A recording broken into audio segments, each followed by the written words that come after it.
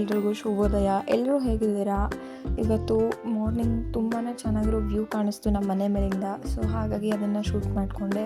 ಈಗ ಟಿಫಿನ್ಗೆ ಪಡ್ ಮಾಡೋದಕ್ಕೆ ಅಪ್ಪ ಎಲ್ಲ ಹೆಚ್ಚಿಕೊಡ್ತಾ ಇದ್ದಾರೆ. ಸೊ ಪಡ್ ಮಾಡೋದಕ್ಕೆ ಒಂದು ಈರುಳ್ಳಿ, ಒಂದು ಸ್ವಲ್ಪ ಹಸಿಮೆಣಸಿನ್ಕಾಯಿ, 1 ಇಂಚಷ್ಟು ಶುಂಠಿ, ಒಂದು ಸ್ವಲ್ಪ ಕೊತ್ತಂಬರಿ, ಹಾಗೆ ಒಂದು ಅರ್ಧ ಕ್ಯಾರೆಟ್, ಹಾಗೆ ಒಂದು ಸ್ವಲ್ಪ ಸಬ್ಬಸಿಗೆ ಸೊಪ್ಪನ್ನ ತೊಗೊಂಡಿದ್ದೀನಿ. ಈಗ ಇದನ್ನು ನಾವು ರೆಡಿ ಮಾಡ್ಕೊಂಡಿರೋಂಥ ಹಿಟ್ಟಿಗೆ ಆ್ಯಡ್ ಮಾಡ್ಕೊಳ್ಳೋಣ. ಇದ್ರ ಜೊತೆ 1 ಸ್ಪೂನ್ ಆಗೋಷ್ಟು ಅಜ್ವಾಯಿನ್ ಕೂಡ ಆ್ಯಡ್ ಮಾಡ್ಕೊತಾ ಇದ್ದೀನಿ. ನೀವು ಇದ್ರ ಬದಲಾಗಿ ಜೀರಿಗೆ ಕೂಡ ಆ್ಯಡ್ ಮಾಡ್ಕೋಬೋದು, ತುಂಬ ಒಳ್ಳೆ ಟೇಸ್ಟ್ ಇರುತ್ತೆ. ಇದಕ್ಕೆ ನಾನು ಉಪ್ಪು ಆ್ಯಡ್ ಮಾಡ್ಕೊಂಡಿಲ್ಲ, ಯಾಕಂದರೆ ಹಿಟ್ಟಿಗೆ ಆಲ್ರೆಡಿ ಉಪ್ಪು ಆ್ಯಡ್ ಮಾಡಿದ್ರು. ಸೊ ನಾನು ಬರೀ ಇಷ್ಟನ್ನ ಹಾಕ್ಕೊಂಡು ಕಲಿಸ್ಕೊತಾ ಇದ್ದೀನಿ. ಇವಾಗ ಚಟ್ನಿ ಮಾಡೋದಕ್ಕೆ ನಾನು ಒಂದು ಅರ್ಧ ಕಪ್ ಆಗೋಷ್ಟು ಒಣ ಕೊಬ್ಬರಿ ತೊಗೊಂಡಿದ್ದೀನಿ. ನೀವು ಹಸಿ ಕೊಬ್ಬರಿ ಕೂಡ ಯೂಸ್ ಮಾಡ್ಕೋಬೋದು. ನನ್ನ ಹತ್ರ ಇರಲಿಲ್ಲ ಅಂತ ನಾನು ಒಣ ಕೊಬ್ಬರಿ ಯೂಸ್ ಮಾಡಿರೋದು.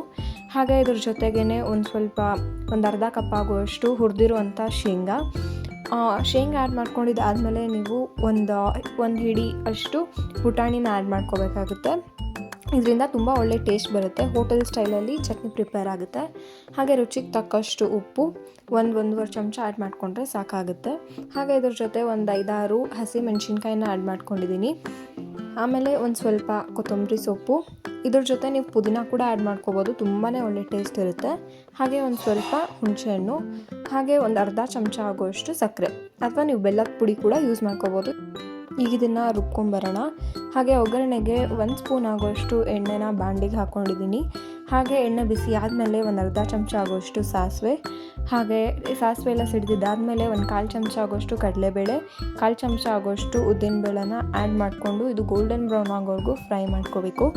ಸಾಸಿವೆ, ಉದ್ದಿನಬೇಳೆ, ಕಡಲೆಬೇಳೆ ಎಲ್ಲ ಹಾಕ್ಕೊಂಡು ಫ್ರೈ ಮಾಡ್ಕೊಂಡಿದ್ದಾದಮೇಲೆ ಒಂದು ಸ್ವಲ್ಪ ಕರಿಬೇವು ಸೊಪ್ಪನ್ನ ಆ್ಯಡ್ ಮಾಡಿಕೊಂಡು ನಾವು ರೆಡಿ ಮಾಡ್ಕೊಂಡಿದ್ದ ಚಟ್ನಿನ ಇದಕ್ಕೆ ಆ್ಯಡ್ ಮಾಡಿಕೊಂಡು ಇದಕ್ಕೊಂದು ಸ್ವಲ್ಪ ವಾಟ್ರ್ ಹಾಕ್ಕೊಂಡು ಕೈ ಹಾಕ್ಸ್ಕೊಂಡ್ರೆ ನಮ್ಮ ಚಟ್ನಿ ರೆಡಿ ಆಗುತ್ತೆ. ನೋಡಿ ಎಷ್ಟು ಡೆಲಿಷಿಯಸ್ಸಾಗಿ ಕಾಣ್ತಾ ಇದೆ. ಇವಾಗ ಪಡ್ ಹೇಗೆ ಮಾಡೋದು ಅಂತ ನೋಡೋಣ. ಈಗ ಪಡ್ ಮಾಡ್ಕೊಳ್ಳೋದಕ್ಕೆ ಹಂಚನ್ನ ಕಾಯಕ್ಕೆ ಇಟ್ಟಿದ್ದೆ. ಹಾಗೆಯೇ ಪಡ್ ಹಂಚಿಗೆ ಎಲ್ಲ ಎಣ್ಣೆ ಹಾಕ್ಕೊಂಡೆ ಒಂದು ಸ್ವಲ್ಪ. ಫಸ್ಟ್ ಒಬ್ಬೆ ಆಗಿರೋದ್ರಿಂದ ಸ್ವಲ್ಪ ಜಾಸ್ತಿ ಎಣ್ಣೆನೇ ಹಿಡಿಸುತ್ತೆ. ಆಮೇಲೆ ಅದನ್ನು ಹಾಗೆ ಸ್ಪ್ರೆಡ್ ಮಾಡಿಕೊಂಡೆ, ಸೊ ಅಂಟಲ್ಲ ಅನ್ನೋ ಕಾರಣಕ್ಕೆ. ಹಾಗೆ ಎಲ್ಲದಕ್ಕೂ ಬ್ಯಾಟರ್ನ ಆ್ಯಡ್ ಮಾಡಿಕೊಂಡು ಇವಾಗ ಮೀಡಿಯಮ್ ಫ್ಲೇಮಲ್ಲೇ ಇರಬೇಕು. ಹಾಗೆ ಇದೆಲ್ಲ ಆ್ಯಡ್ ಮಾಡ್ಕೊಂಡಿದ್ದಾದಮೇಲೆ ಇದನ್ನು ಹೈ ಫ್ಲೇಮಲ್ಲಿಟ್ಟು ಕವರ್ ಮಾಡಿ ಒಂದು 5 ಮಿನಿಟ್ಸ್, ಅಂದರೆ ಅದು ಗೋಲ್ಡನ್ ಬ್ರೌನ್ ಆಗೋವರೆಗೂ ಇದನ್ನು ಚೆನ್ನಾಗಿ ಬೇಯೋಕ್ಕೆ ಬಿಡಬೇಕಾಗುತ್ತೆ.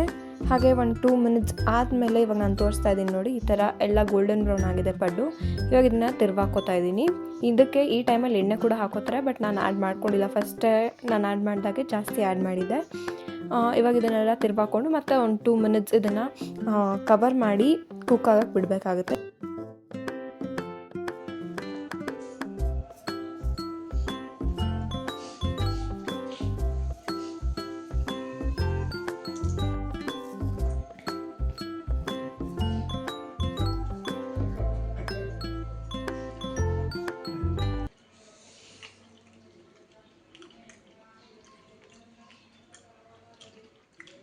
ಚೆನ್ನಾಗಿದೆ, ಸಖತ್ತಾಗಿದೆ.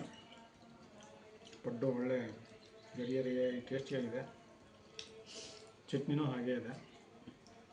ಸರಿಯಾದ ಖಾರ, ಸರಿಯಾದ ಮಿಶ್ರಣದಿಂದ ಒಂದಕ್ಕೊಂದು ತುಂಬ ಮ್ಯಾಚ್ ಆಗ್ತದೆ. ಚೆನ್ನಾಗಿದೆ. Thank you.